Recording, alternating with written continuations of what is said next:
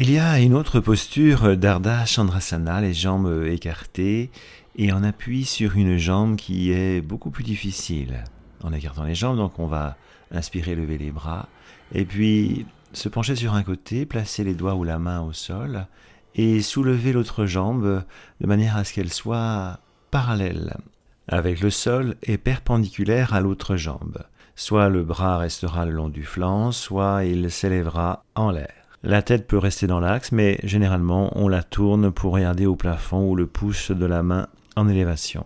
Là, bien sûr, il s'agit de faire des souffles, inspiration longue, expiration longue, le doublé, ou bien de placer le fameux Bhastrika, le soufflet abdominal, effectué puissamment, qui aide au maintien, bien sûr, dans cette posture d'intensité. On peut visualiser un nadi latéral, penché à droite, celui de gauche, penché à gauche, celui de droite. Et puis en expirant, on repose le pied, on a remis préalablement la tête dans l'axe, inspiration, on monte les mains, les bras.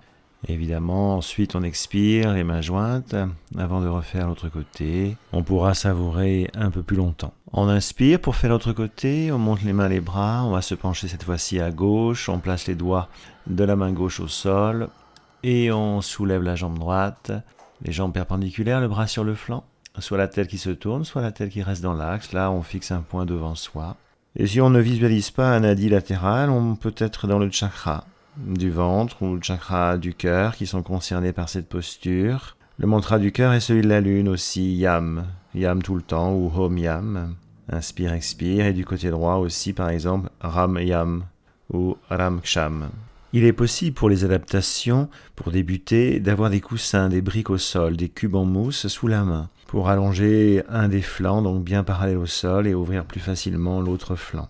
Ensuite, on revient, on dépose le pied, on remonte, et on expire, et là, on vient vraiment savourer. Il doit y avoir une belle ligne droite sans angle entre la tête et le pied soulevé dans cette posture. On peut s'aider éventuellement d'un pied au mur pour la jambe élevée pour débuter, pour bien placer le bassin, le dos, la jambe bien parallèle au sol. Une autre variante de la posture de Ardha Chandrasana consiste à se positionner à l'inverse en faisant une torsion au niveau d'une hanche. Elle s'appelle alors Paravriti Ardha Chandrasana. On déposera la main au sol opposée au pied. Ici, comme on le voit, la main droite au sol et le pied gauche à côté.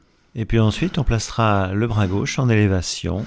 La tête pourra effectivement, là aussi, se tourner du côté de la main en élévation. Ou au contraire, rester dans l'axe de la colonne et du cou. Ensuite, on repose la main qui est en élévation au sol, on repose le pied.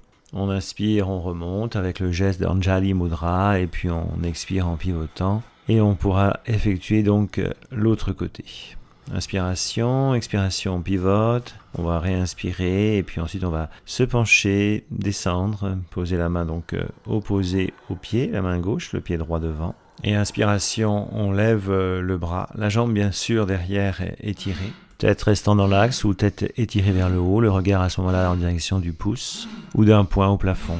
Le Bhastrika, puissamment effectué, la tenue poumon plein. Cette pratique est beaucoup plus puissante, elle demande à s'être entraînée dans la version classique, elle est plus ardue. Elle peut être prise en adaptation également en fonction de notre structuration corporelle avec des coussins, des briques. Expire la main et le pied au sol, inspire on redresse, expire les mains jointes, on viendra savourer.